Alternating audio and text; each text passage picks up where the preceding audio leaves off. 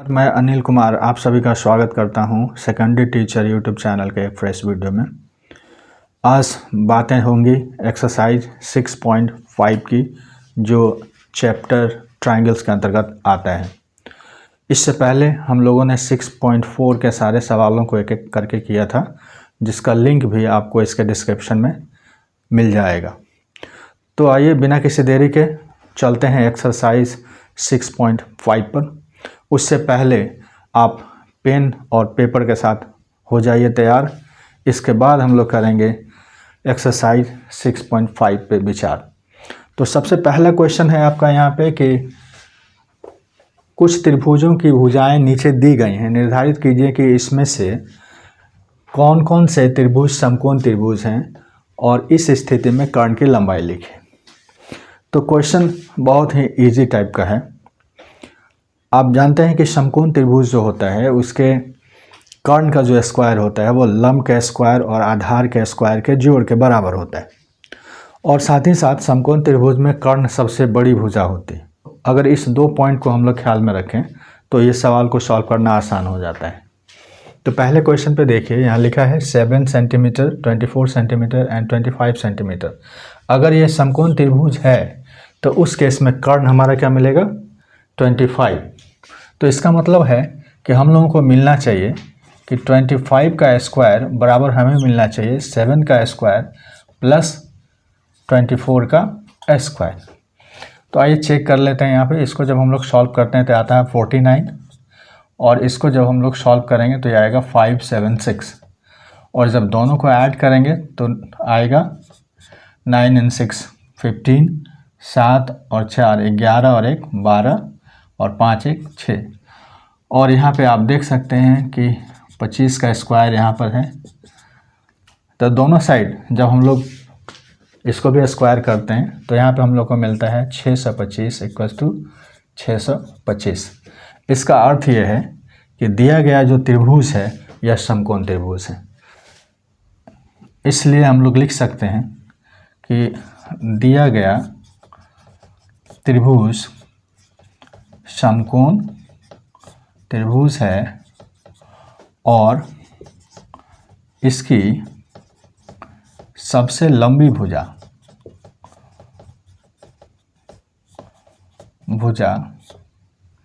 25 centimetre इसकी कर्ण होगी। तो इस तरह से पहला सवाल को हम लोगों ने सॉल्व कर लिया। ठीक है, इसी तरह से हम लोग दूसरे सवाल को भी चेक करते हैं। तो दूसरा हमारे पास इसके बगल में हम लोग सॉल्व कर लेते हैं। दिया है 3 सेंटीमीटर, 8 सेंटीमीटर और 6 सेंटीमीटर। तो इसमें सबसे लंबी भुजा 8 है। तो हम लोग यहाँ पे अगर ये समकोण त्रिभुज होगा तो 8 स्क्वायर इक्वल्स टू मिलेगा 3 का स्क्वायर प्लस 6 का स्क्वायर। तो ये आएगा 64 और ये आएगा 9 और प्लस 36। तो 64 इक्वल्स टू अगर हम लोग इधर देखें तो ये आ रहा है 45। स्पष्ट रूप से ये दोनों इक्वल नहीं है, that is not equal to. इसलिए दिया गया त्रिभुज समकोण त्रिभुज नहीं है। हम लिखेंगे समकोण त्रिभुज नहीं है। इसी तरह से हम लोग तीसरे प्रश्न को भी चेक कर सकते हैं। तीसरा हम यहाँ पे चेक कर लेते हैं। तीसरा हम यहीं पे चेक कर लेते हैं नीचे की तरफ। ये देखिए, तो तीसरा सवाल है हमारा 50 सेंटीमीटर, 80 सेंटीमीटर और 100 सेंटीमीटर। इसमें सबसे लंबी भुजा 100 सेंटीमीटर है। तो स्पष्ट रूप से अगर ये समकोण त्रिभुज है तो कर्ण का स्क्वायर जो होता है लंब के स्क्वायर और आधार के स्क्वायर के जोड़ के बराबर होना चाहिए। तो आइए चेक कर लेते हैं हम लोगों को क्या मिलता है। तो यहाँ पे 50 का स्क्वायर और प्लस 80 का स्क्वायर हम लोग को मिलना चाहिए। तो देखिए चेक करते हैं। पहले ये होता है 50 का स्क्वायर करेंगे तो 2500, और जब 80 का स्क्वायर करेंगे तो 6400, सॉरी फॉर दैट। तो ये आ जाएगा हमारे पास 6400, और जब दोनों को ऐड करेंगे तो हम लोग को मिलेगा 0 0 5 4 9 और 6 2 8। और अगर इधर हम लोग स्क्वायर करते हैं तो ये हम लोग को मिलता है 1/40, दैट मीन्स 10,000। तो ये दोनों इक्वल नहीं है, इसीलिए ये जो भुजाएं दी गई हैं ये समकोण त्रिभुज की भुजाएं नहीं है। तो हम लोग लिख सकते हैं, इसलिए दिया गया त्रिभुज समकोण त्रिभुज नहीं है, इसीलिए कर्ण निकालने का कोई सवाल उत्पन्न नहीं होता है। अब चौथे सवाल को हम लोग चेक कर लेते हैं। चौथा सवाल यहाँ पे दिया है 13 सेंटीमीटर, 12 सेंटीमीटर और 5 सेंटीमीटर।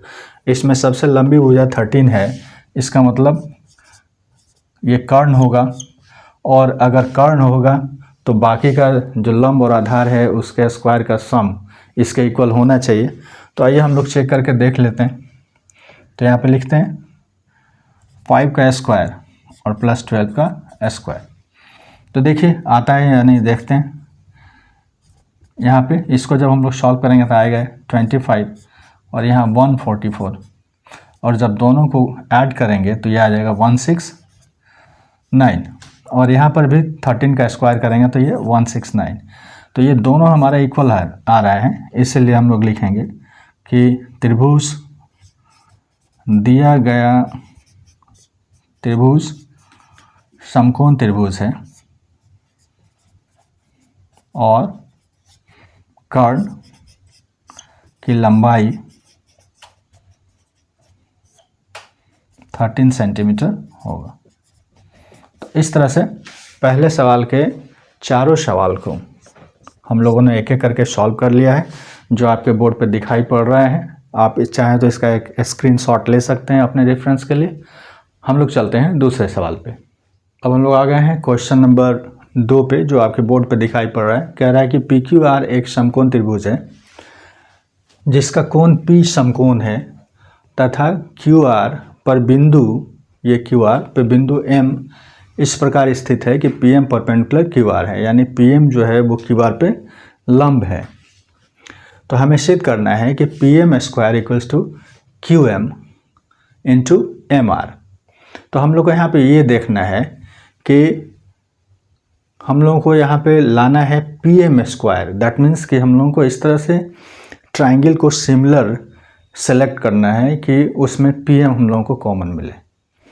तो यहाँ पे देखिए हम लोग इस तरह से लिख सकते हैं सॉल्यूशन, और यहाँ लिखते हैं, यहाँ दिया है PM परपेंडिकुलर है QR के, PM परपेंडिकुलर है QR के, इसलिए हम लोग लिख सकते हैं यहाँ पे कि ट्राइंगल PMR सिमिलर होगा ट्राइंगल PMQ के, यानी कि ये ट्राइंगल और ये ट्राइंगल दोनों क्या होगा, सिमिलर होगा। तो जब दोनों सिमिलर होगा तो इसके तदनुरूपी भुजाएं क्या होंगी, समान अनुपात में होंगी। तो हम लोग लिख सकते हैं इसका PM, यानी पहले त्रिभुज के लिए PM दिस इज, अगर इस त्रिभुज की बात करें तो इसका हम PM ले रहे हैं, और दूसरे त्रिभुज का हम लोग QM ले लेते हैं। तो PM/QM इक्वल्स टू, अब पहले त्रिभुज का हम लोग लेंगे MR और दूसरे त्रिभुज का लेंगे हम लोग PM। तो यहाँ पर लिखेंगे MR/PM।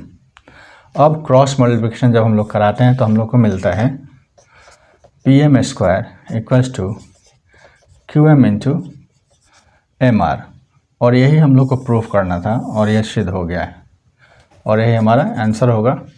अब हम लोग चलते हैं क्वेश्चन नंबर 3 में। अब हम लोग आ गए हैं क्वेश्चन नंबर 3 में। क्वेश्चन नंबर 3 कहता है कि आकृति 6.53 में, यही आकृति है जो आपकी बुक में 6.53 के नाम से है, समकोण त्रिभुज है जिसका कोण A समकोण है, जैसा कि फिगर में दिख रहा है, तथा AC लंब BD है, तथा ये AC जो है वो BD पे लंब है। तो दर्शाइए कि AB square equal to BC into BD, और साथ ही साथ AC square equal to BC into DC, और साथ ही साथ AD square equal to BD into CD। तो सबसे पहला प्रश्न को हम लोग यहाँ पे सॉल्व करते हैं कि ये कैसे होगा। तो आइए लिखते हैं यहाँ पे सॉल्यूशन। इसमें देखना है कि AB स्क्वायर है, दैट मीन्स कि AB एक ऐसी भुजा है जो दोनों में कॉमन है।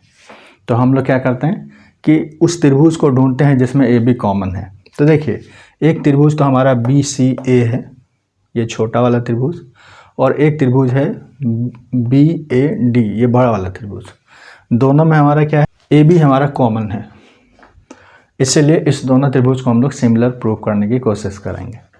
तो यहाँ लिखते हैं त्रिभुज बी सी ए और त्रिभुज बी ए डी में, देखिए इसमें हम लोग को ये देखने वाली बात है कि angle B C A equals to angle B A D, ये दोनों 90 डिग्री हैं, ये दिया है, गिवन है, इसलिए हम लोग लिख सकते हैं। साथ ही साथ आप यहाँ पे देख सकते हैं कि दोनों त्रिभुज के लिए एंगल बी क्या है, कॉमन है। तो हम लोग यहाँ पे लिख सकते हैं angle A B C equals to angle D B A equals to, ये दोनों क्या है, कॉमन है। कॉमन को हम लोग हिंदी में कहते हैं उभयनिष्ठ है। तो दो कोण हम लोग को इक्वल मिल गए हैं, इसलिए ए समरूपता की कसौटी से, समरूपता की कसौटी से त्रिभुज बी सी ए सिमिलर होगा त्रिभुज बी ए डी। और चूँकि ये दोनों सिमिलर है, इसीलिए इसके तदनुरूपी भुजाएं जो होंगी वो समान अनुपात में होंगी। तो हम लोग यहाँ पे लिख सकते हैं बी सी ए की एक भुजा ए बी बटा, और ये देखिए, और इसकी हम लोग लिख सकते हैं ये वाली भुजा, आप ऐसे भी समझ सकते हैं बड़े वाले त्रिभुज यानी कि बी ए डी की बी डी भुजा को हम लोग ले सकते हैं। तो हम लोग लिखेंगे यहाँ पे बी डी इक्वल्स टू, अब छोटे वाले त्रिभुज की हम लोग बात करते हैं, तो यहाँ पे हमारे पास है दिस इज बी सी, और फिर बड़े वाले त्रिभुज की हमारी आ गई, so this is A B. तो हम लोग इस तरह से ले सकते हैं। अब जब हम लोग इसको क्रॉस मल्टीप्लिकेशन कराते हैं इस तरह से लाइक दिस, तो हम लोग को मिलता है A B square equals to B C into B D, और यही हम लोग को प्रूव करना था। और इस तरह से क्वेश्चन नंबर 3 का फर्स्ट पार्ट सॉल्व हो गया है। अब हम लोग चलते हैं सेकेंड पार्ट। अब हम लोग दूसरे क्वेश्चन को सॉल्व करते हैं। कह रहा है कि A C square equal to B C into D C. तो यहाँ पे ए सी स्क्वायर कॉमन है, so that is A C square common है। तो क्वेश्चन पहले की तरह हम लोग इसको सिद्ध कर सकते हैं। यहाँ लिखते हैं सॉल्यूशन, हम लोग यहाँ पे लिखते हैं चूँकि ए सी जो है वो परपेंडिकुलर है बी डी के, यानी ये जो ए सी है दिस इज ए सी, वो बी डी पे परपेंडिकुलर है यानी कि लंब है। तो जो लंब होता है उसे दो समरूप त्रिभुज में बांट देता है। तो हम लोग यहाँ पे ये लिख सकते हैं कि त्रिभुज बी सी ए सिमिलर होगा ट्राइंगल ए सी डी के, यानी कि ये त्रिभुज और ये त्रिभुज दोनों क्या होगा, कॉमन होगा, दोनों सिमिलर होगा। तो जब दोनों त्रिभुज सिमिलर होगा तो हम लोग लिख सकते हैं, पहले त्रिभुज का हम ए सी ले लेते हैं, पहले त्रिभुज का मैंने ए सी लिया, और दूसरे त्रिभुज का हम लोग ले सकते हैं बी सी, और यहाँ पे लिख सकते हैं पहले त्रिभुज का हम लेते हैं डी सी, सो ये वाला पार्ट, और दूसरे त्रिभुज का हम लोग ले लेते हैं ए सी। और जब क्रॉस मल्टीप्लिकेशन हम लोग कराएंगे इस तरह से, तो A C square equals to होगा B C into D C, और यही हम लोग को क्या करना था, प्रूव करना था। अब हम लोग प्रूव करते हैं इसी का तीसरा पार्ट में। तो क्वेश्चन नंबर 3 के पहले और दूसरे को हम लोगों ने सॉल्व कर लिया है, अब तीसरे को सॉल्व करते हैं। तो यहाँ लिखते हैं सॉल्यूशन, और यहाँ लिखते हैं त्रिभुज ए सी डी और त्रिभुज BAD में हम लोग अब की बार त्रिभुज ले रहे हैं ACD ये वाला और BAD को ले रहे हैं। तो इस केस में देखिए angle ACD equals to angle BAD, ये दोनों 90 डिग्री है, ये दिया है। साथ ही साथ आप देखिए इस त्रिभुज में CDA, angle CDA equals to angle BDA दोनों क्या है आपका, तो कॉमन है या उभयनिष्ठ है, उभयनिष्ठ है। अगर हम लोग बात करें इस त्रिभुज की ACD में तो CDA इस एंगल की बात हो रही है, और बड़े वाले त्रिभुज की बात करें तो उस केस में BDA, दोनों क्या है, कॉमन है। इसलिए हम लोग लिख सकते हैं AA समरूपता की कसौटी से, AA समरूपता की कसौटी से ट्राइंगल ACD सिमिलर होगा ट्राइंगल BAD। ये दोनों सिमिलर हो गया है, इसीलिए छोटे वाले त्रिभुज का AD और बड़े वाले त्रिभुज का BD, आप ऐसे भी समझ सकते हैं कि छोटे वाले त्रिभुज का जो कर्ण है और बड़े वाले त्रिभुज का जो कर्ण है उस दोनों का रेशियो हम लोग ले लेते हैं यहाँ पे। इसके बाद हम लोग लेते हैं छोटे वाले त्रिभुज में अब क्या बच जा रहा है, तो अब बच जा रहा है, हम ले सकते हैं दिस इज CD और नीचे हम लोग लिखेंगे AD बड़े वाले त्रिभुज का। अब दोनों को जब हम लोग क्रॉस मल्टीप्लिकेशन कराते हैं इस तरह से तो AD स्क्वायर इक्वल्स टू निकलता है BD इंटू CD, और इस तरह से हम लोगों ने इसे भी प्रूफ कर दिया है। और इस तरह से क्वेश्चन नंबर 3 फिनिश होता है। अब हम लोग चलते हैं चौथे क्वेश्चन। हम लोग आ गए हैं क्वेश्चन नंबर 4 में। क्वेश्चन नंबर 4 कहता है कि ABC एक समद्विबाहु त्रिभुज है जिसका कोण C समकोण है। सिद्ध कीजिए कि AB square equal to 2AC square. तो फिगर मैंने बनाया है बोर्ड पे, आप देख सकते हैं। यहाँ पे C कोण हमने समकोण रखा है और साथ ही साथ ये जो है ये समद्विबाहु है, यानी समद्विबाहु समकोण त्रिभुज है। तो इसकी दो भुजाएं बराबर होगी। कर्ण सबसे बड़ी भुजा होती है, तो 90 डिग्री का सामने वाला AB कर्ण हो गया और ये दोनों भुजाएं बराबर हैं। तो हम लोग इसको इस तरह से सॉल्व कर सकते हैं। यहाँ लिखते हैं सॉल्यूशन। हम लोग को सिद्ध करना है कि AB square equal to 2AC square. तो हम लोग लिख सकते हैं यहाँ पे कि AB square equals to AC square plus BC square. ये हो जाएगा पाइथागोरस प्रमेय से। इसको हम लोग इक्वेशन 1 मान लेते हैं। और साथ ही साथ हमारे पास दिया हुआ है कि ये समद्विबाहु समकोण त्रिभुज है, तो यहाँ पे AC और BC दोनों बराबर हैं। तो AC इक्वल्स टू BC ये दिया है, इसको 2 मान लेते हैं। अब समीकरण 1 में 2 का मान रखने पर हमें क्या प्राप्त होगा, ये देखिए यहाँ पे AB square equals to AC square पहले से है और जहाँ BC है वहाँ पे हम लोग लिख सकते हैं AC। तो यहाँ पे लिख देंगे AC स्क्वायर।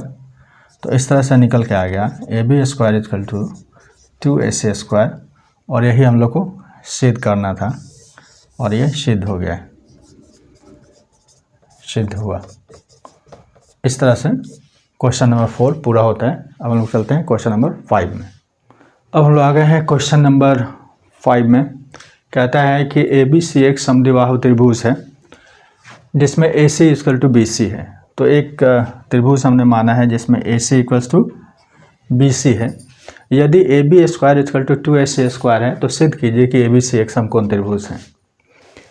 तो इसको सॉल्व करने के लिए हम लोग डायरेक्ट आते हैं यहाँ पे। पहले ये देखते हैं कि गिवन क्या क्या है। तो हमारे पास दिया हुआ है AB square equal to 2AC square. इसको हम लोग लिख सकते हैं इस तरह से, AB square equals to AC square plus AC square. इसको हम लोग इक्वेशन फर्स्ट मानते हैं। अब देखते हैं, हमारे पास दिया है AC इक्वल्स टू BC, साथ ही साथ AC इक्वल्स टू हम लोग क्या लिखेंगे, BC। इसको ये दिया है, इसको हम लोग समीकरण 2 मान लेते हैं। अब समीकरण 2 से यहाँ पे लिखेंगे समीकरण 2 का मान समीकरण 1 में रखने पर, तो हमें मिलेगा AB square equals to AC square plus AC square के जगह पे हम लोग AC के जगह हम लोग BC लिख सकते हैं, तो यहाँ हो जाएगा BC स्क्वायर। अब आप देख सकते हैं यहाँ पे कि AB स्क्वायर यानी एक भुजा का जो स्क्वायर है वो अन्य दो भुजाओं के स्क्वायर के योग के बराबर है। इसीलिए पाइथागोरस प्रमेय के विलोम से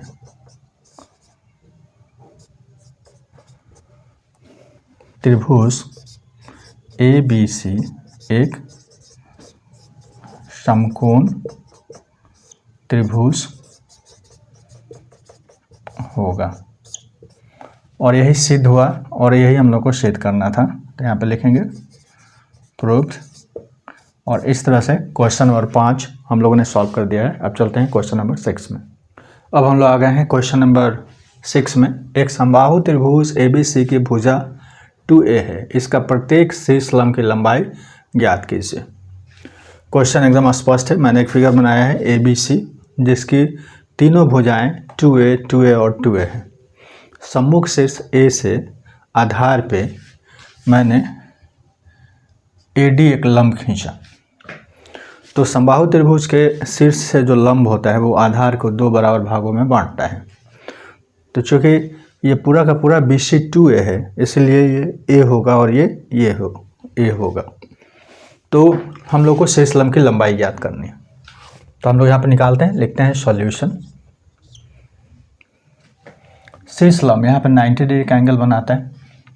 तो इस केस में ये जो त्रिभुज है ये एक समकोण त्रिभुज है, और समकोण त्रिभुज के लिए हम लोग लिख सकते हैं कि कर्ण का जो स्क्वायर होता है वो अन्य दो भुजाओं के स्क्वायर के जोड़ के बराबर होता है। यानी कि हम लोग लिख सकते हैं त्रिभुज ABD में हम लोग लिख सकते हैं कि AB square equals to BD square plus AD square. तो हमारे पास AB स्क्वायर पता है, हमारे पास BD पता है, हम लोग को एक्चुअल में AD निकाल लेना है।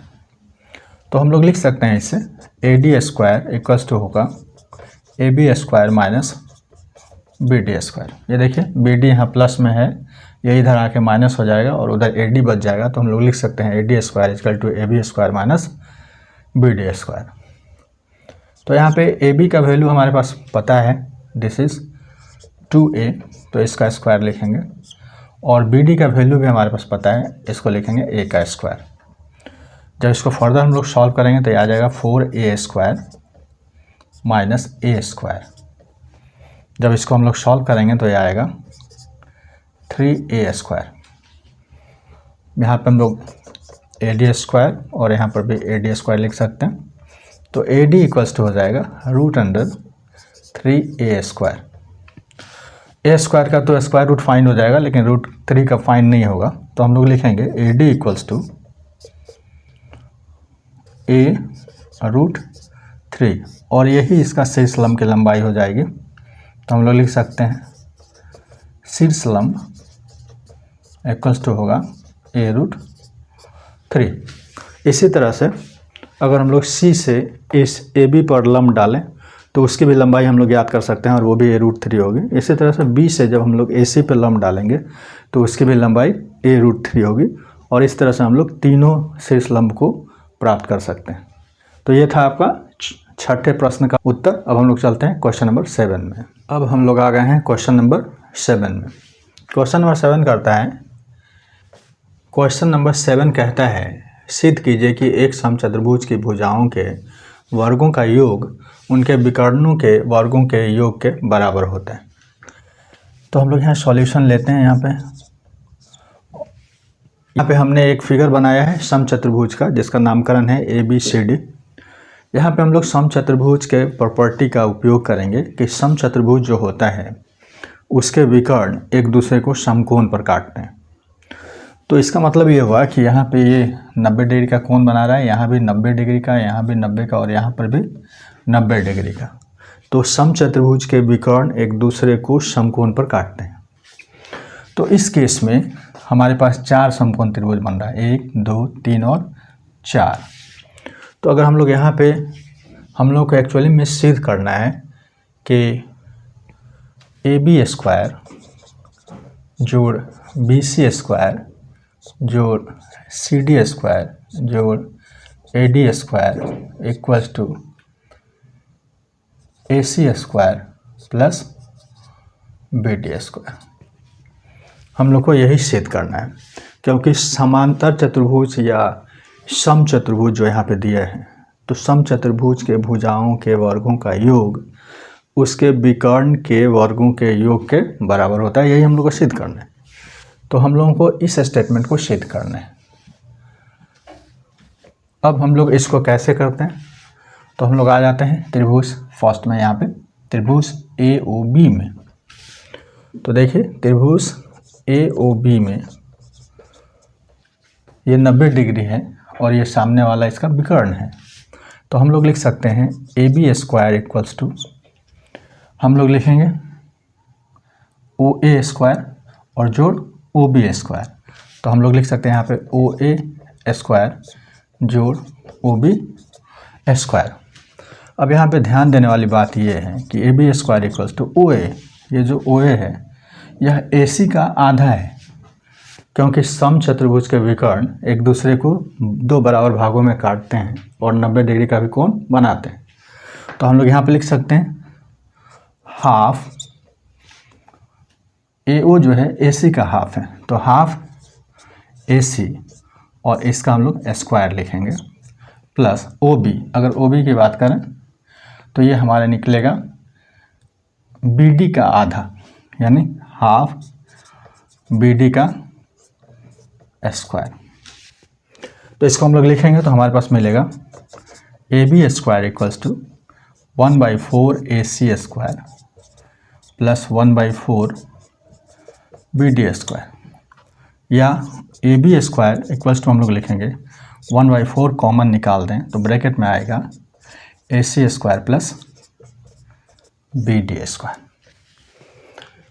तो AB² बराबर निकला हाफ और उसके विकर्णों के स्क्वायर के जोड़ के बराबर। यहाँ हाफ नहीं होगा बल्कि यहाँ पे 4 होगा क्योंकि 1/4 दोनों में है। तो 1/4 AC² जोड़ BD² ये हम लोग को निकल के आ गया। ठीक इसी तरह से सेम प्रोसेस अगर हम लोग इसके लिए रिपीट करें, इसके लिए और इसके लिए रिपीट करें तो हम लोगों को मिलेगा BC² बराबर 1/4 AC² प्लस BD²। ठीक इसी तरह से अगर हम लोग निकालें CD² तो ये भी निकलेगा 1/4 AC² प्लस BD²। ठीक इसी तरह से अगर हम लोग AD निकालें AD² equals to 1/4 AC² plus BD²। तो इस तरह से हमारे पास निकलेगा। ये समीकरण 1 है, ये समीकरण 2 है, ये समीकरण 3 है और ये समीकरण 4 है। अब हम लोग क्या करते हैं, समीकरण 1 2 3 और 4 को ऐड कर देते हैं। तो यहाँ पर हम लोग लिखते हैं समीकरण 1 2 3 और 4 को जोड़ने पर हम लोग को क्या मिल रहा है, देखिए हम लोग को मिल रहा है, यहाँ मिल रहा है AB स्क्वायर जोड़ BC स्क्वायर जोड़ CD स्क्वायर जोड़ AD स्क्वायर इक्वल्स टू, यहाँ पे देखिए AC square plus BD square 4 बार आ रहा है, तो जब इसको हम लोग ऐड करेंगे तो आएगा 4 into 1/4 AC square plus BD square. अब 4 और 4 इसका कैंसिल हो जाएगा, तो हमारे पास आ जाएगा AB square plus BC square plus CD square plus AD square equals to AC square plus BD square. और हम लोग को यही सिद्ध करना था और यही हमारा सिद्ध हो गया, तो लिख देंगे प्रूव्ड। इस तरह से क्वेश्चन नंबर 7 कंप्लीट होता है। अब चलते हैं क्वेश्चन नंबर 8 पे। हम लोग आ गए हैं क्वेश्चन नंबर 8 में। कहता है कि आकृति 6.54 में त्रिभुज ABC के अभ्यंतर स्थित कोई बिंदु O है तथा OD लंब BC है। ये देखिए OD जो है वो लंब है BC पर, दैट मीन्स कि ये 90 डिग्री है। इसके साथ साथ OE लंब AC है, OE लंब AC है यानी 90 डिग्री है, और OF लंब AB है यानी ये भी क्या है 90 डिग्री। तो हम लोग को सिद्ध करना है कि OA square plus OB square plus OC square minus OD square minus OE square minus OF square equal to AF square plus BD square plus CE square. तो इसके लिए हम लोग एक रचना कर लेते हैं, इसको इस तरह से ज्वाइन करते हैं, इस तरह से, इसको इस तरह से ज्वाइन कर देते हैं और इसको इस तरह से हम लोग ज्वाइन कर देते हैं। तो इस तरह से हमारे पास ये त्रिभुज बन गया है। तो हमारे पास सॉल्व करना है। इस क्वेश्चन में 2 क्वेश्चन है, पहले क्वेश्चन को हमने लिखा है, पहले इसको सॉल्व करते हैं फिर दूसरे वाले को सॉल्व करेंगे। तो यहाँ पे लिखते हैं सॉल्यूशन। तो यहाँ पे हम लोग को देखना है, हम लोग को OA स्क्वायर, सो इस त्रिभुज की बात हम लोग करते हैं। तो हम लोग लिखेंगे, देखिए OA स्क्वायर इक्वल्स टू क्या होगा, ये OA square equal to AF square plus OF square. हम लोग लिखेंगे यहाँ पे AF square plus OF square, इसको इक्वेशन फर्स्ट मान लेते हैं।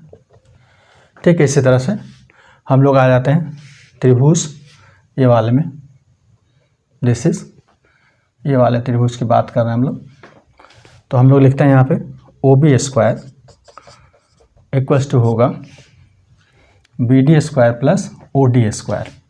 तो हम लोग यहाँ पे लिखेंगे BD square plus OD square, इसको इक्वेशन सेकेंड हम लोग मान लेते हैं।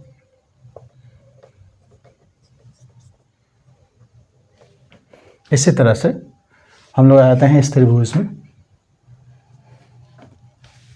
तो OC स्क्वायर इक्वल्स टू होगा, हम लोग लिखेंगे CE square minus OE square, CE square plus OE square. तो हम लोग यहाँ लिखेंगे CE square plus OE square. इस तरह से हम लोग को 3 इक्वेशन मिल गया है, इक्वेशन फर्स्ट, इक्वेशन सेकेंड और इक्वेशन थर्ड। अब इस तीनों इक्वेशन को हम लोग ऐड करते हैं।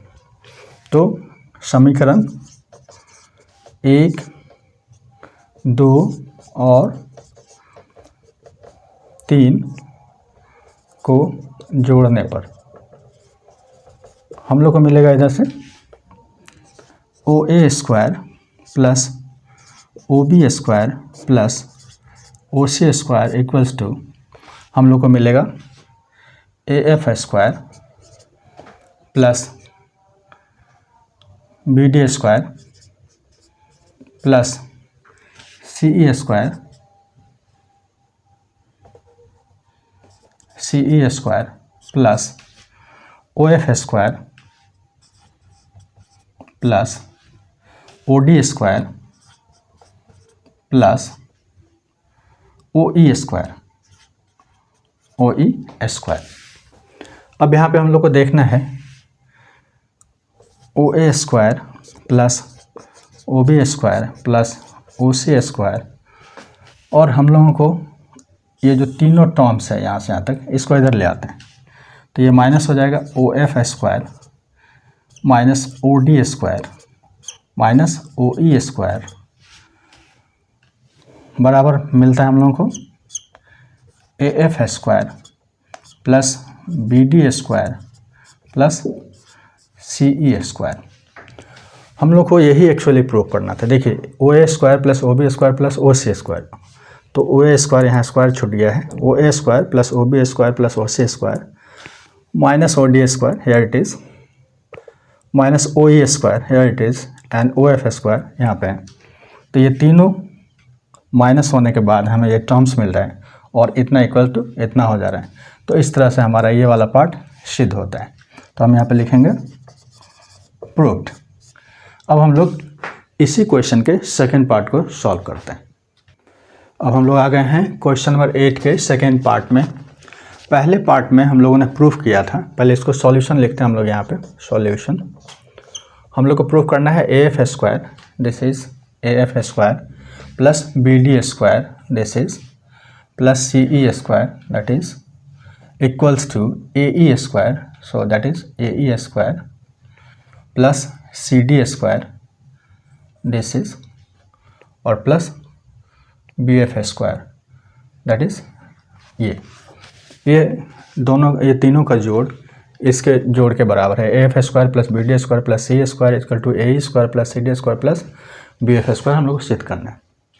तो क्वेश्चन नंबर 8 के फर्स्ट पार्ट में हम लोगों ने सॉल्व किया था। अभी यहाँ पे हमने सॉल्व किया था, this is A F square plus B D square plus C E square equals to, हम लोगों ने सॉल्व किया था O A square plus O B square plus O C square minus O D square minus O F square minus O E square. ये हम लोगों ने अभी थोड़ा देर पहले सिद्ध किया था। तो ये हम लोग क्वेश्चन नंबर फर्स्ट पार्ट में ऑलरेडी सिद्ध कर चुके हैं। तो इसको हम लोग इस तरह से लिख सकते हैं। देखिए इसको लिखा जा सकता है equals to O A square minus O E square, O E square plus हम लोग लिख सकते हैं O B square minus O F square plus हम लोग लिख सकते हैं O B square O C square minus O B O F हो चुका है, अब बच गया हमारे पास ओ डी स्क्वायर। हम लोगों ने डी ओ ई माइनस कर दिया है, ओ एफ माइनस कर दिया है और बच गया हम लोग के पास ओ डी स्क्वायर। अब हम लोग पाइथागोरस थ्योरम को इस पे इम्प्लीमेंट करके देखते हैं। तो देखिए O A square minus O E square, तो ये देखिए O A square minus O E square is equal to क्या लिख सकते हैं हम लोग ए ई स्क्वायर। तो इसे रीअरेंजमेंट करने के बाद हमें ये मिल रहा है। तो यहाँ पे देखिए हम लोग पेयर लगा रहे हैं इस तरह से, लाइक दिस। तो ओ ए माइनस ओ ई, तो हमारे पास है ओ ए यानी कर्ड माइनस ओ ई यानी कि लंब इक्वल्स टू क्या मिलेगा हम लोग को आधार, दैट इज ए ई। तो हम लोग लिख सकते हैं यहाँ पे A E square O B minus O F, here it is O B minus O F, that means कर्ड माइनस लंब इक्वल टू आधार। तो हम लोग यहाँ पे लिखेंगे बी एफ का स्क्वायर और plus O C square minus O D square. So O C में से ओ डी चला गया तो हमारे पास क्या बच रहा है सी डी। तो हम लोग यहाँ पे लिखेंगे सी डी का स्क्वायर। तो इस तरह से हमारे पास मिल के आ गया है क्या, इसीलिए हमारे पास मिला है A F square plus B D square plus C E square equals to मिला है A E square plus C D square plus B F square. और यही हम लोग को क्या करना था, सिद्ध करना था। और इस तरह से क्वेश्चन नंबर 8 का सेकेंड पार्ट प्रूव हो गया है। अब हम लोग चलते हैं क्वेश्चन नंबर 9 में। अब हम लोग आ गए हैं क्वेश्चन नंबर 9 में। कहता है कि 10 मीटर लंबी एक सीढ़ी एक दीवार पर टिकाने पर भूमि से 8 मीटर की ऊंचाई पर स्थित एक खिड़की तक पहुंचती है। दीवार के आधार से सीढ़ी के निचले सिरे की दूरी ज्ञात कीजिए। तो हम लोग यहाँ पे सॉल्यूशन लिखते हैं और फिगर बनाते हैं। पहले मान लेते हैं ये दीवार है और इस दीवार में यहाँ खिड़की है, ये खिड़की वाला पार्ट है और यहाँ तक ये सीढ़ी पहुँचती है। ये जो दीवार तक की जो खिड़की है ये दिया है 8 मीटर और सीढ़ी टिकाया जा रहा है तो वो खिड़की तक पहुँच रहा है। दैट मीन्स ये जो सीढ़ी है ये यहाँ तक पहुँच रहा है। इसको ऐसे एज्यूम किया जा सकता है। ये सीढ़ी है और इसकी लंबाई दी हुई है 10 metre. So this is 10 metre. सवाल कहता है कि दीवार के आधार से सीढ़ी के निचले सिरे की दूरी ज्ञात कीजिए। यानी यहाँ से यहाँ तक क्या होगा ये हम लोग को फाइंड कर देना है। तो अगर इसको हम लोग मान लें इस तरह से, this is A, this is B और दिस इज सी, तो इस तरह से ए बी से एक त्रिभुज बन जाता है।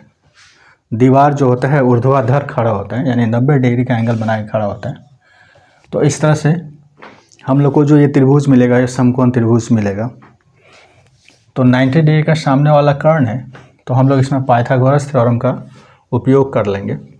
हम लोग लिख सकते हैं यहाँ पे BC square equals to AC square minus AB square, यानी कर्ण के स्क्वायर में से लंब के स्क्वायर को अगर माइनस करें तो हम लोग को क्या मिलेगा, आधार का स्क्वायर।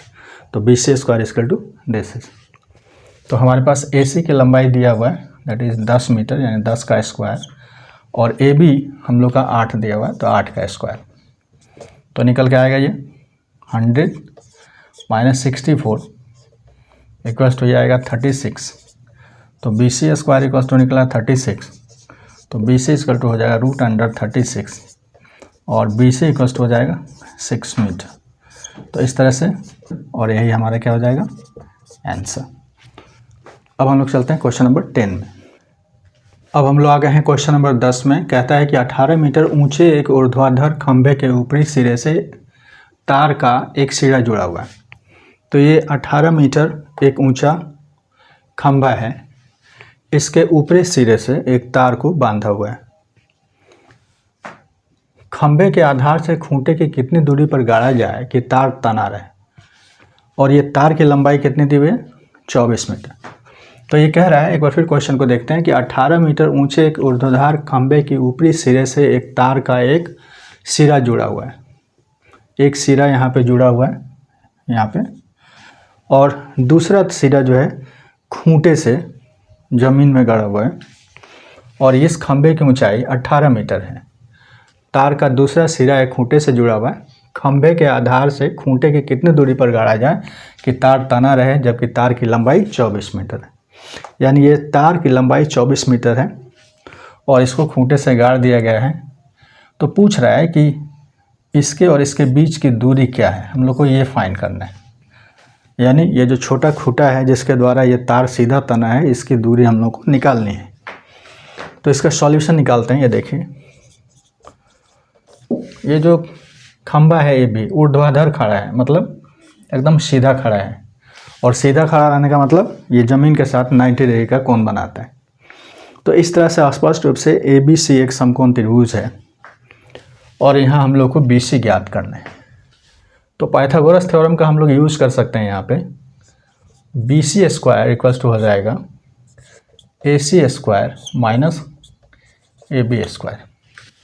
पाइथागोरस थ्योरम कहता है कि कर्ण का जो स्क्वायर होता है वो लंब के स्क्वायर और आधार के स्क्वायर के जोड़ के बराबर होते हैं।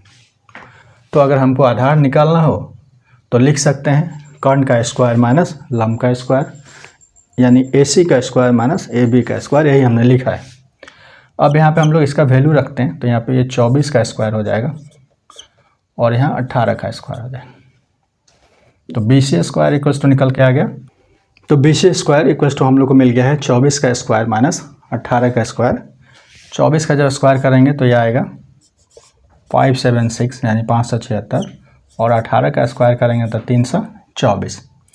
जब इसको हम लोग हटाएंगे तो 6 में से 4 गया तो 2, 7 में से 2 गया तो 5, और 5 में से 3 जाएगा तो 2। एक बार फिर देखते हैं, 6 में से 4 गया तो 2, 7 में से 2 गया तो 5, और 5 में से 3 गया तो 2। BC स्क्वायर हमारे पास निकल गया है। BC स्क्वायर इक्वल टू है 252। जो परफेक्ट स्क्वायर नहीं है तो इसका हम लोग प्राइम फैक्टराइजेशन करते हैं। BC इक्वल टू लिखेंगे इस तरह से 252, और इसका प्राइम फैक्टराइजेशन करते हैं। देखिए 252 का जब हम लोग प्राइम फैक्टराइजेशन करेंगे तो 2 से लगेगा, 2 एकम 2, 2 दूनी 4, 1, 2 छक्के 12, फिर 2 से लग जाएगा, 2 छक्के 12, और 2 तिया 6, 63 बार में, फिर 3 से लगेगा, 3 दूनी 6, 3 एकम 3, फिर 3 से लगेगा, 3 सत्ते 21, यानी हमारे पास मिलेगा रूट अंडर 2 गुने 2 गुने 3 गुने 3 गुने 7। इसका और इसका जोड़ा लग जा रहा है, इसीलिए जोड़े में से एक एक बाहर हो जाएगा, तो लिखेंगे 2 गुने 3, और जिसका जोड़ा नहीं लगेगा वो रूट के अंदर ही रह जाता है, तो यह आ जाएगा 6√7। तो BC इक्वल टू हो गया 6√7। देखिए लड़के एग्जामिनेशन में यहीं पे डायरेक्ट आंसर लिख देते हैं और यही गलत हो जाता है। इसका यूनिट लिखना एग्जाम में बहुत ज़रूरी है, अन्यथा मार्क्स कट जाएगा। तो हम लोग यहाँ पे क्या लिखेंगे, 6√7 मीटर, और यही हमारा आंसर हो गया। अब हम लोग चलते हैं क्वेश्चन नंबर 11 पे। अब हम लोग आ गए हैं क्वेश्चन नंबर 11 पे। एक हवाई जहाज़ एक हवाई अड्डे से उत्तर की ओर 1000 किलोमीटर पर आवर के चाल से उड़ता है। इसी समय एक अन्य हवाई जहाज़ उसी हवाई अड्डे से, यहाँ पे उसी लिखना होगा, उसी हवाई अड्डे से पश्चिम की ओर 1200 किलोमीटर पर आवर की चाल से उड़ता है।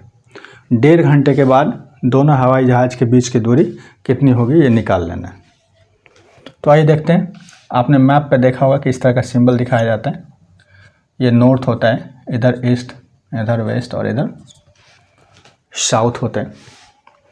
तो यहाँ पे क्या कह रहा है कि एक हवाई अड्डा, मान लेते हैं कि हवाई अड्डा यहाँ पे,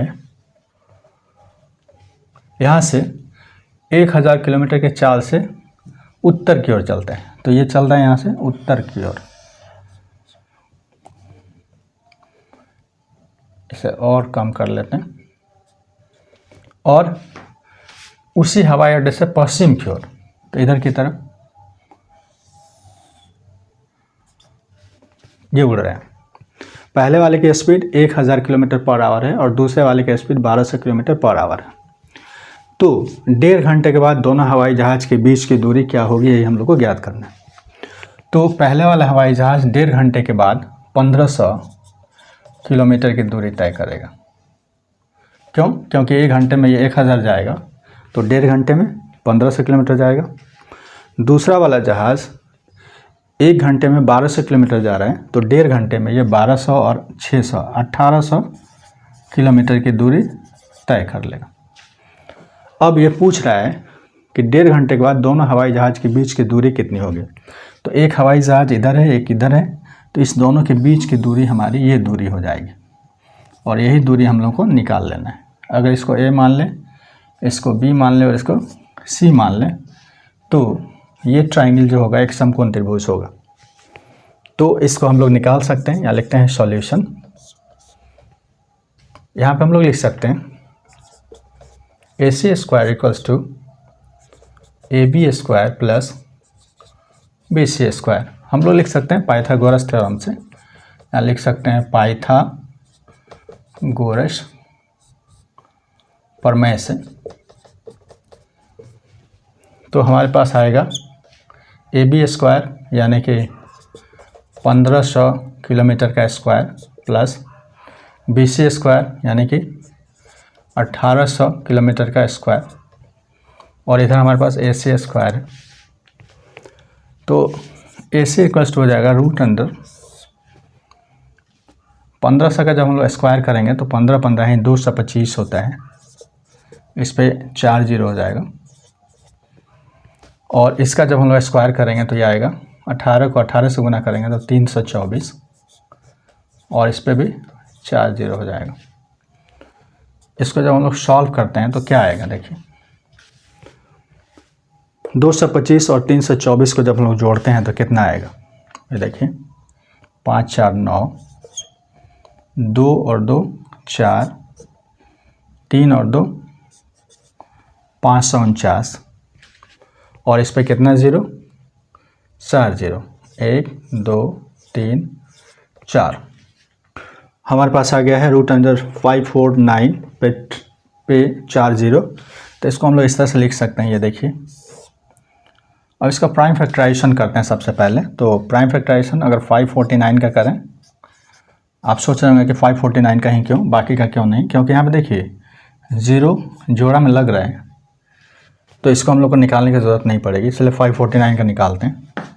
लास्ट में 9 है, 3 से लगा के देखते हैं तो 3 एकम 3, 2 3 8 24 और 3 3 एकम 9, फिर 3 से लगाएंगे तो 3 6 18 और 3 एकम 3। तो इसको हम लोग इस तरह से लिख सकते हैं 3 × 3 × 61 × 100 × 100। अब आप यहाँ पे देख सकते हैं कि 3 का जोड़ा लग रहा है और 100 का जोड़ा लग रहा है, तो हम लोग यहाँ पे AC लिख देते हैं, यहाँ भी AC लिख देते हैं। तो AC = हो जाएगा 3 × 100, क्योंकि जोड़ा जो लगेगा वो बाहर होगा और जिसका जोड़ा नहीं लगेगा वो अंदर रहेगा। तो AC = हो गया 300√161 किलोमीटर, और यही हमारा क्या हो जाएगा, आंसर। इस तरह से क्वेश्चन नंबर 11 को हम लोग ने सॉल्व कर लिया है। अब चलते हैं क्वेश्चन नंबर 12 पे। हमारे पास क्वेश्चन नंबर 12 आ गया है। 2 खंभे जिनकी ऊंचाई 6 मीटर और 11 मीटर है तथा ये समतल भूमि पर खड़े हैं। यदि इनके पाद बिंदुओं के बीच की दूरी 12 मीटर है तो इसके ऊपरी सिरों के बीच की दूरी ज्ञात कीजिए। तो हम लोग यहाँ पे लिख लेते हैं सॉल्यूशन और बनाते हैं सबसे पहले डायग्राम। तो एक खंभा मान लेते हैं ये 6 मीटर है और दूसरा 11 मीटर है, ये 6 मीटर और ये 11 मीटर, और इनके पाद बिंदुओं के बीच की दूरी कितनी है, 12 मीटर है, यानी इसके और इसके बीच की दूरी 12 मीटर है। इसको हम लोग मान लेते हैं AB खंभा और इसको CD मान लेते हैं, इधर से लिखते हैं CD, एक खंभा है। तो हमें इनके ऊपरी सिरों के बीच की दूरी ज्ञात करनी है, यानी हम लोगों की इसके और इसके बीच की दूरी निकालना है। तो कैसे निकलेगा, आइए विचार कर लेते हैं। देखिए यहाँ से यहाँ तक ये 12 मीटर है, तो यहाँ से अगर एक क्षैतिज रेखा खींची जाए इस तरह से, तो दोनों खंभों के बीच की दूरी ये 12 है, तो ये भी 12 मीटर होगी यहाँ से यहाँ तक। यहाँ से यहाँ तक ये 6 मीटर है और ये टोटल 11 मीटर है। तो यहाँ से यहाँ तक की जो दूरी होगी ये हो जाएगी 5 मीटर। कैसे, तो टोटल ऊंचाई 11 मीटर है और यहाँ से यहाँ तक की जो दूरी है ये AB, ये 6 मीटर है। दैट मीन्स यहाँ से यहाँ तक की दूरी कितनी है, 6 मीटर है। तो हमारे पास ये जो दूरी निकलेगी इसको हम लोग E मान लेते हैं। तो DE हमारे पास क्या निकलेगा, 5 मीटर। तो हम लोग यहाँ पर लिख सकते हैं इस तरह से AE = 12 मीटर और DE = 11 - 6 = 5 मीटर। अब हम लोग को निकाल लेना है AD। तो AD = ये देखिए AD, ये खंभा सीधा खड़ा है तो 90 डिग्री का एंगल, यानी कि ये समकोण त्रिभुज है। तो हम लोग लिख सकते हैं AD² = AE² + DE²। हम लोग लिख सकते हैं पाइथागोरस थ्योरम से, यहाँ पे लिख सकते हैं पाइथागोरस प्रमेय से। तो यहाँ पे AE का वैल्यू हमें पता है 12 का स्क्वायर, और डी का वैल्यू हमें पता है 5 का स्क्वायर। 12 का स्क्वायर करेंगे तो ये 1 से 44 हो जाएगा। 5 का स्क्वायर करेंगे तो ये 25 हो जाएगा। दोनों को जोड़ देंगे तो 169 हो जाएगा। तो A D square equal to 169। तो ए डी इक्वल टू हो जाएगा √169 और ए डी इक्वल टू हो जाएगा 13 और यही इसके आंसर हो जाएगी। इसका मतलब दोनों खंभे जो दिए हैं उसके शीर्ष की बीच की दूरी हो जाएगी वो 13 मीटर और ये 12 का आंसर हो गया है। अब हम लोग चलते हैं क्वेश्चन नंबर 13 पे। अब हम लोग आ गए हैं क्वेश्चन नंबर 13 में। कहता है कि एक त्रिभुज ए बी सी जिसका कोण सी समकोण है। हमने एक त्रिभुज ले लिया है ए बी सी और सी को हम लोग समकोण ले लेते हैं कि भुजाएं सी ए और सी बी पर क्रमशः डी और ई स्थित हैं। तो डी और ई हमने दो बिंदु ले लिए हैं। सिद्ध करना है कि A E square plus B D square equals to A B square plus D E square. हम लोग को ये डी को ई से मिलाना होगा। तो आइए इसको पहले सीधे ढंग से मिला लेते हैं।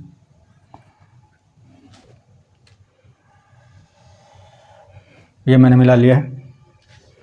इसके बाद हम क्या कर रहे हैं, हमें सिद्ध करना है A B plus D E square और A E square plus B D square. तो ए ई स्क्वायर यानी हमें ये भी चाहिए तो हम इससे भी मिलाते हैं इस तरह से।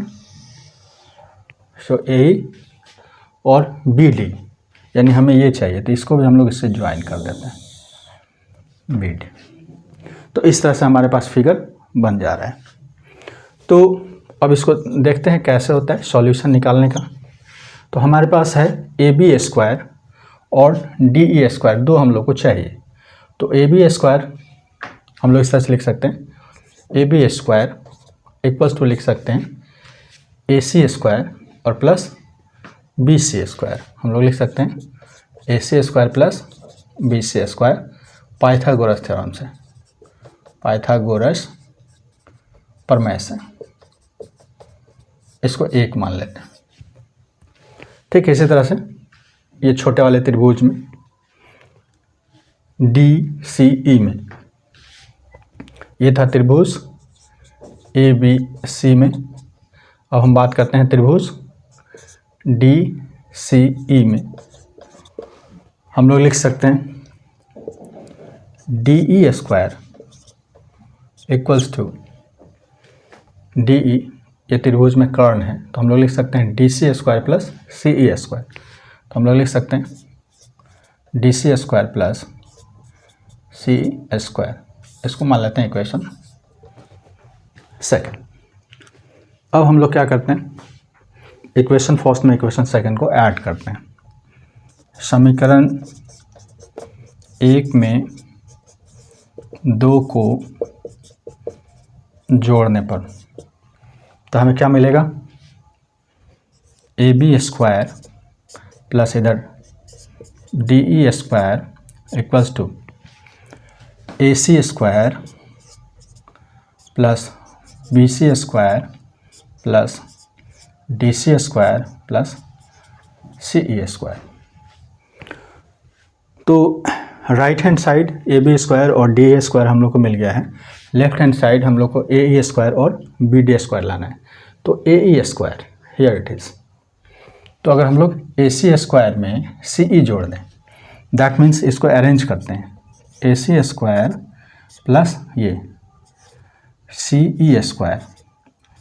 अब बच गया B C square plus D C square. तो यहाँ देखिए ए सी स्क्वायर में सी ई स्क्वायर यानी ए सी स्क्वायर में सी ई स्क्वायर जोड़ देंगे तो हमें क्या मिलेगा, ए ई स्क्वायर। तो यहाँ पर हम लोग क्या लिख सकते हैं, ए ई स्क्वायर। क्यों, क्योंकि ए ई भी ए सी ई का विकर्ण है या कर्ण है और कर्ण का स्क्वायर जो होता है लंब का स्क्वायर और आधार का स्क्वायर के जोड़ के बराबर होता है। इसीलिए हमने यहाँ लिख दिया ए ई स्क्वायर। अब यहाँ देखिए B C square, here it is B C square यानी ये भुजा और plus D C square, this is D C square. ये और ये बराबर क्या मिला हम लोग को, बी कर्ण या कर्ण बी डी, तो यहाँ पे हम लोग क्या लिखेंगे, बी डी का स्क्वायर। तो इस तरह से हम लोग को मिल गया इधर A B square plus D E square equals to A E square plus B D square, और यही हम लोग को सिद्ध करना था। तो यहाँ पे लिखेंगे सिद्ध हुआ, और इस तरह से हम लोगों ने क्वेश्चन नंबर 13 को सॉल्व कर लिया। अब चलते हैं क्वेश्चन नंबर 14 पे। अब हम लोग आ गए हैं क्वेश्चन नंबर 14 में। क्वेश्चन नंबर 14 कहता है कि किसी त्रिभुज ए बी सी के शीर्ष ए से बी सी पर डाला गया लंब बी सी के बिंदु डी पर इस प्रकार प्रतिच्छेद करता है कि D B equal to 3CD। तो हमारे पास देखिए ए बी सी एक त्रिभुज है, ए बी और सी, इसके बिंदु ए से बी सी पर लंब डाला गया है, और ये लंब यहाँ पे डी पे आके मिल रहा है, और यहाँ पे जो दिया है D B equal to 3CD, यानी कि ये जो डी बी है ये सी डी का 3 गुना है। तो उस केस में हमको सिद्ध करना है कि 2AB square equal to 2AC square plus BC square. तो आइए इसको हम लोग सॉल्व करते हैं। तो हमारे पास दिया क्या है, सबसे पहले वही लिखते हैं यहाँ पे। तो यहाँ देखिए D B equals to 3CD ये गिवन है, दिया है हमारे पास। तो हमारे पास BC है, तो BC के जगह पे हम लोग लिख सकते हैं CD प्लस DB। CD के जगह CD ही रखेंगे, और DB के जगह पे हम लोग लिख सकते हैं 3CD इक्वल्स टू क्या निकल रहा है 4CD, यानी BC इक्वल्स टू हमारे पास क्या निकला 4CD, या फिर CD इक्वल्स टू निकलेगा 1/4 BC। इसको हम लोग A मान लेते हैं।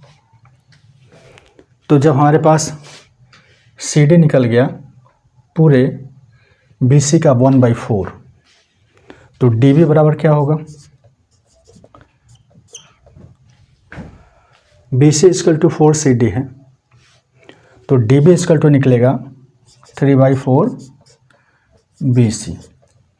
CD जो है 1/4 है, तो टोटल BC में से अगर CD हम लोग माइनस कर दें तो हम लोग को क्या निकलेगा DB, और DB क्या हो जाएगा 3/4 हो जाएगा। अगर CD 1/4 है BC का, तो DB क्या हो जाएगा 3/4 हो जाएगा BC का।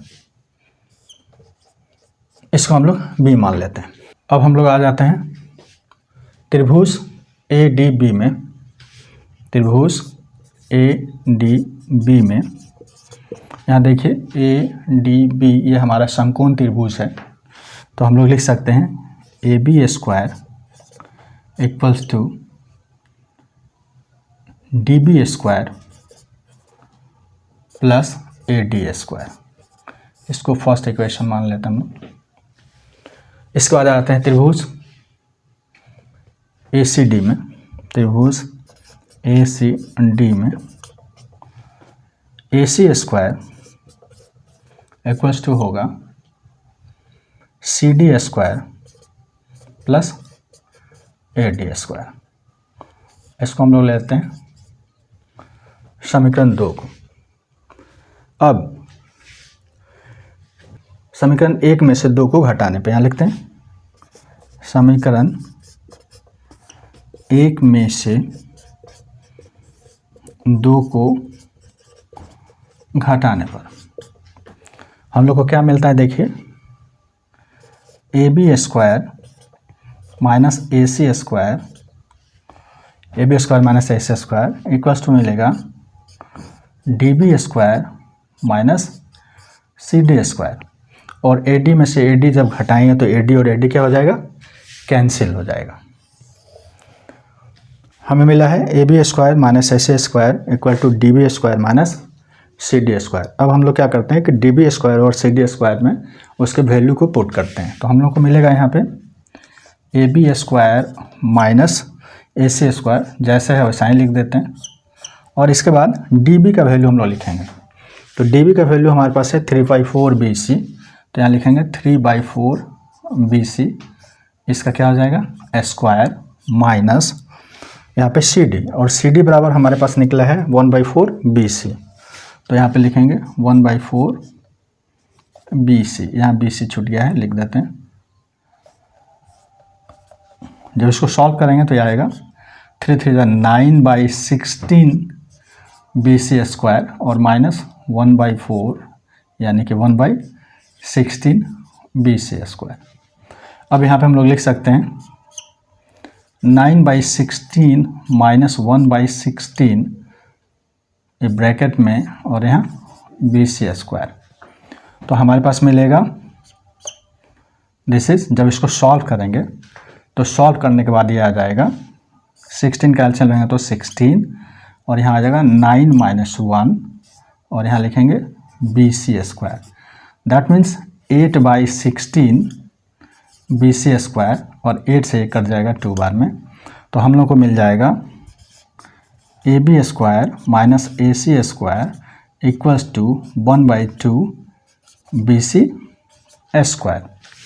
अब इसको फर्दर जब हम लोग सॉल्व करते हैं तो हम लोग को क्या मिलता है वो देखते हैं। तो हमारे पास मिलेगा ये 1/2 है इधर, और जब हम लोग क्रॉस मल्टीप्लिकेशन करेंगे तो ये दोनों में मल्टीप्लाई हो जाएगा। तो हम लोग यहाँ पे इस तरह से लिख सकते हैं, ये देखिए 2AB square minus 2BC square minus 2AC square, here it is. ये 2AB में मल्टीप्लाई किए तो 2AB स्क्वायर, 2AC में मल्टीप्लाई किए तो 2AC स्क्वायर इक्वल्स टू क्या निकला BC स्क्वायर। अब इसको हम लोग रीअरेंज करते हैं, 2AB स्क्वायर इधर ही रह जाएगा, 2AB स्क्वायर इक्वल्स टू हम लोग लिखेंगे, ये उधर जाएगा तो साइन माइनस में है तो प्लस में हो जाएगा, तो 2AC स्क्वायर हो जाएगा और यहाँ पे BC स्क्वायर तो है ही, और यही हम लोग को क्या करना था, प्रूव करना था, और यहाँ पे ये सिद्ध हुआ। तो इस तरह से क्वेश्चन नंबर 14 हम लोगों ने सिद्ध कर लिया है। अब चलते हैं क्वेश्चन नंबर 15 पे। अब हम लोग आ गए हैं क्वेश्चन नंबर 15 में। कह रहा है कि किसी समबाहु त्रिभुज ABC की भुजा BC पर एक बिंदु D इस प्रकार से स्थित है कि BD = 1/3 BC। सिद्ध कीजिए कि 9AD square equal to 7AB square. तो फिगर नहीं दिया है, फिगर हमने बना लिया है ताकि ज़्यादा समय वेस्ट ना हो। तो ABC एक त्रिभुज है जिसके BC पर AD एक बिंदु इस प्रकार से है कि BD = 3 BC, यानी BD जो है ये वाला, ये 1/3 BC है। यहाँ तक हम लोग को सिद्ध करना है कि 9AD square equal to 7AB square. हमने क्या किया है कि एक रचना किया है, A से AP एक लंब खींचा है। तो यहाँ पे लिखते हैं सबसे पहले सॉल्यूशन, और इसके बाद यहाँ एक रचना है हम लोग यहाँ पे लिखना पड़ेगा कि AP लंब BC खींचा। अब यहाँ पे हम लोगों को अगर बात करें तो जो समबाहु त्रिभुज का लंब होता है उसे 2 बराबर भागों में आधार को बांट देता है। तो अगर हम लोग यहाँ से यहाँ तक की बात करें AP की, और यहाँ से यहाँ तक की बात करें तो ये हो जाएगा 1/2 BC, और ये भी हो जाएगा 1/2 BC। और अगर हम लोग DP निकालें, यहाँ से यहाँ तक की इसकी वैल्यू निकालें तो DP = हो जाएगा, ये दिखाते हैं यहाँ पे। अगर यहाँ से यहाँ तक की वैल्यू हम लोग कैलकुलेट करें तो ये आएगा, कैलकुलेट करके देखते हैं, BP माइनस BD। तो यहाँ DP = हो जाएगा BP माइनस BD, B और D। तो यहाँ पे देखिए BP जो है हमारा वो 1/2 BC है, और DP हम लोग को निकाल देना है, लेकिन BD पता है, BD है 1/3 BC। जब इसको हम लोग सॉल्व करते हैं तो देखिए 1/2 माइनस 1/3 ब्रैकेट में और यहाँ BC। जब इसको सॉल्व करेंगे तो आएगा 2 3 जा 6, 2 3 जा 6 तो 3 और माइनस 3 2 जा 6 2 BC, यानी 1/6 BC। ये हम लोग को निकल गया है। तो हम लोग इसको लिख सकते हैं दिस इज़ 1/6 BC। तो इस तरह से DP निकल के आ गया हमारा 1/6 BC। अब हम लोग चलते हैं, अब हम लोग लिखते हैं त्रिभुज A, B और P में हम लोग लिख सकते हैं AB स्क्वायर इक्वल्स टू हम लोग लिख सकते हैं BP² प्लस AP²। AB² के जगह पे हम लोग लिख सकते हैं BP² प्लस AP²। इसको फर्दर जब एक्सपैंड करेंगे हम लोग तो BP² AP² के जगह पे हम लोग लिख सकते हैं दिस इज, इस त्रिभुज में देखिए ADP में, तो हम लोग लिख सकते हैं AD² माइनस DP²। यहाँ हमारे पास AB² है। अब हम लोग क्या करते हैं, इसके वैल्यू को पुट करते हैं। तो जब वैल्यू पुट करेंगे तो BP के जगह पे हमारा वैल्यू होगा 1/2 BC, 1/2 BC, इसका स्क्वायर करते हैं प्लस AD² रहने देते हैं और DP के जगह पे हम लोग लिखते हैं, अभी हमने निकाला है 1/6 BC, तो 1/6 BC, इसका हम लोग क्या करेंगे स्क्वायर, यह हमारा आ गया AB²। तो अब देखिए यहाँ पे इसको सॉल्व करते हैं, AB² बराबर 1/4 BC² और ये इधर है this is 1/36 BC² plus AD²। हम लोग इस तरह से लिख सकते हैं। अब यहाँ पे देखिए इसको हम लोग सॉल्व कर लेते हैं, तो थोड़ा सा रफ वर्क करते हैं। 1/4 और माइनस 1/36 जब हम लोग करेंगे तो क्या आएगा देखिए, 36 एलसीएम, 4 9 जा 36 दैट इज 9 और 36 में से 36 चला जाएगा तो दिस इज 1, तो ये आ जाएगा हमारे पास 8/36, तो ये 4 से कट जाएगा, 4 दूनी 8 और 4 9 36। तो इसको हम लोग लिख सकते हैं इधर से AB² इक्वल्स टू, ये दोनों के जगह पे हम लोग लिख सकते हैं 2/9 BC² प्लस AD²। अब यहाँ के बाद हम लोग के पास क्या आएगा वो देखते हैं। अब देखिए ये समबाहु त्रिभुज है, तो यहाँ पे AB BC और AC तीनों इक्वल होगा, तो हम लोग BC के जगह AB लिख सकते हैं। तो हम लोग लिख सकते हैं यहाँ पे AB² और इसको इधर ले आते हैं -2/9 BC के जगह पे हम लोग क्या लिख सकते हैं AB² और इधर की तरफ क्या बच जाएगा हमारे पास AD²। अब इसको सॉल्व करते हैं, बाई 1 करते हैं और सॉल्व करते हैं। सॉल्व करने के बाद क्या होगा देखिए, एलसीएम लेंगे तो 9, 1 9 जा 9, तो यहाँ 9 AB² minus 2 AB² equals to क्या निकलेगा AD²। और फर्दर जब इसको हम लोग सॉल्व करते हैं तो 9 AB² में से 2 AB² चला जाएगा तो कितना आएगा 7 AB² बाई 9 इक्वल्स टू क्या होगा AD²। अब यहाँ से हम लोग क्रॉस मल्टीप्लिकेशन करते हैं तो हम लोग को मिलता है 7 AB² equals to 9 AD², 9 AD² equal to 7 AB², और यही हम लोग को प्रूफ करना था और यही हमारा सिद्ध हुआ। इस तरह से हम लोगों ने क्वेश्चन नंबर 15 को सॉल्व कर लिया है। अब चलते हैं क्वेश्चन नंबर 16 पे।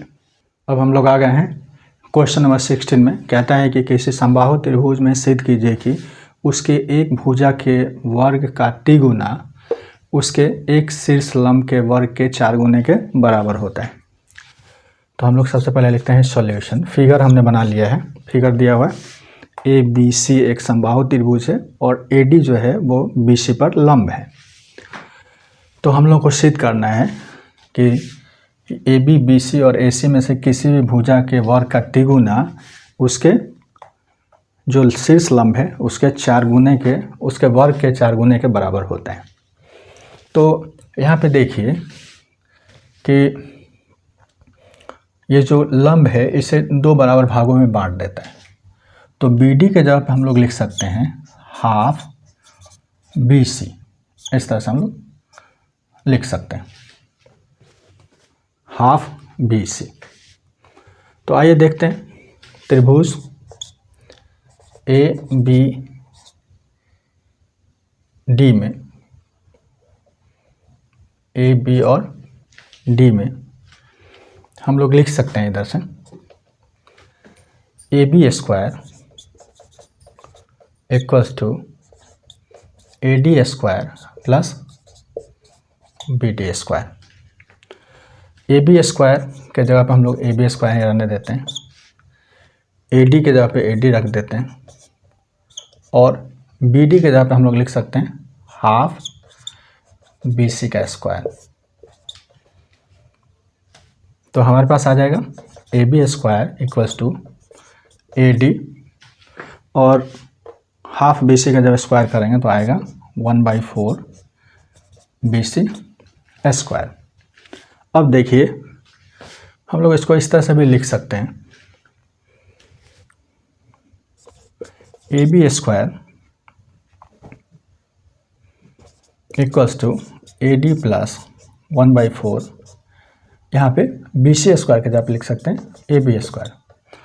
ए बी स्क्वायर इसलिए लिख सकते हैं क्योंकि समबाहु त्रिभुज के तीनों भुजा आपस में बराबर होता है, यानी कि ए बी, बी सी और सी ए तीनों क्या है आपस में बराबर है क्योंकि ये समबाहु त्रिभुज है। अब इसको इधर ले आते हैं और सॉल्व करते हैं। तो A B square minus A B square by 4 equals to A D square. इसको सॉल्व कर लेते हैं हम लोग। तो यहाँ आएगा 4 A B square minus A B square equals to A D square. इसको हमने सॉल्व किया इस तरह से, 1 को जब 4 से डिवाइड करेंगे तो 4 और 4 को ए बी से गुना करेंगे तो 4 ए बी स्क्वायर। इसके बाद 4 से जब 4 में डिवाइड करेंगे तो 1 और 1 को जब ए बी से गुना करेंगे तो ए बी स्क्वायर। तो यहाँ पे आ जाएगा 3 A B square by 4 equals to A D square. अब यहाँ से हम लोग क्या करते हैं, क्रॉस मल्टीप्लिकेशन करते हैं। तो हम लोग को मिल जाता है 3 ए बी स्क्वायर बराबर 4 ए डी स्क्वायर और यही हम लोग को सिद्ध करना था और यहाँ पे लिखेंगे प्रूव्ड या सिद्ध हुआ और यही हम लोग का आंसर हो जाएगा। अब हम लोग चलते हैं क्वेश्चन नंबर 17 पे। अब हम लोग आ गए हैं क्वेश्चन नंबर 17 पर। कह रहा है कि त्रिभुज ए बी सी में A B equal to 6√3 centimetre, A C equal to 12 centimetre और B C equal to 6 centimetre है, तो कोण बी का मान ए बी सी और डी, 4 ऑप्शन में से हमें बताना है कि क्या होगा और इसका औचित्य क्या है ये भी बताना है। तो मान लेते हैं कि हमारे पास एक त्रिभुज है, दिस इज ए बी और सी। इसमें ए बी दिया है 6√3, ए सी दिया है 12 सेंटीमीटर और बी सी दिया है 6 सेंटीमीटर। तो यहाँ पे अगर देखा जाए तो सबसे बड़ी भुजा 12 सेंटीमीटर है और 2 भुजाएं छोटी हैं और हमसे क्वेश्चन एंगल बी पूछ रहे हैं। तो यहाँ पे एक संभावना बनता है कि तीनों भुजा दिए हैं, तो उस केस में हम लोग इसको चेक करते हैं कि क्या यह 90 है या नहीं है, क्योंकि ऑप्शन इसमें 90 डिग्री, 120 डिग्री, 60 डिग्री और 45 डिग्री है। तो यहाँ पे देखते हैं कि ये 90 डिग्री है या नहीं है, इसकी संभावना हम लोग क्या करते हैं, चेक करते हैं। क्योंकि सबसे बड़ी भुजा 12 है और ये छोटी है, तो हो सकता है कि दोनों का जोड़ उसके बराबर हो। तो देखिए, तो जब हम लोग लिखेंगे यहाँ पे इसका स्क्वायर निकालेंगे, A B square equals to हमारे पास निकलेगा 6√3 का स्क्वायर, या इसके जगह पे लिख सकते हैं 6 6 के 36 और 3 का स्क्वायर करेंगे तो होगा 3, तो आ जाएगा 108 सेंटीमीटर।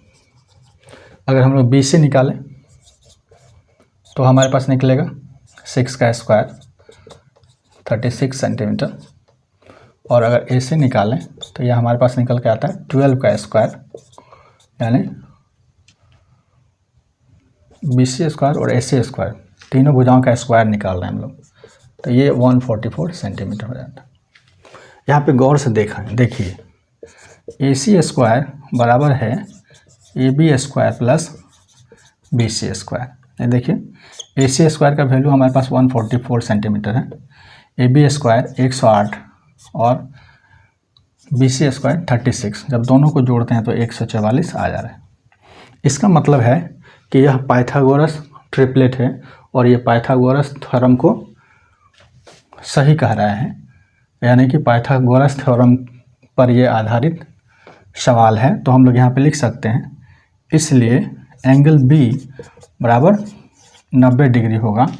और कैसे होगा, तो ये पाइथागोरस प्रमेय के विलोम से।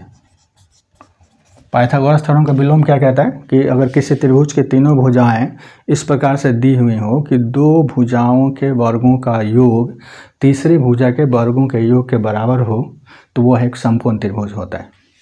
तो यहाँ पे स्पष्ट रूप से आप देख सक रहे हैं कि अगर तीनों भुजाओं के वर्ग हम लोग निकाले हैं तो इसमें दो भुजाओं के वर्गों का योग तीसरे भुजा के वर्ग के योग के बराबर है। इसीलिए ये त्रिभुज एक समकोण त्रिभुज है और एंगल बी 90 डिग्री होगा, इसलिए हमारा ऑप्शन सी होगा। तो इस तरह से एक्सरसाइज 6.5 के सारे सवाल को हम लोगों ने कर लिया है। अगर आपको ये वीडियो पसंद आया है तो इसे लाइक कीजिए और दूसरे भी इससे लाभान्वित हों इसके लिए इसे शेयर कीजिए। साथ ही साथ आप सेकेंडरी टीचर यूट्यूब चैनल को सब्सक्राइब करने पर विचार कर सकते हैं। इतने देर तक आपने हमारा साथ दिया, इसके लिए आपको बहुत बहुत धन्यवाद।